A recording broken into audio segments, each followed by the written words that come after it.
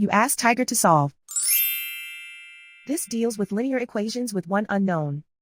The final result is x equals -6. Let's solve it step by step. Group all constants on the right side of the equation. Subtract 4 from both sides. Simplify the arithmetic.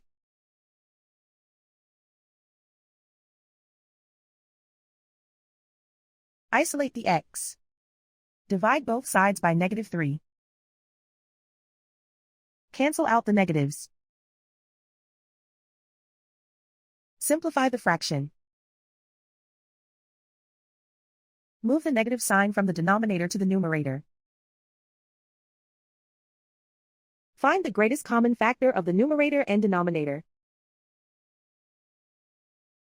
Factor out and cancel the greatest common factor.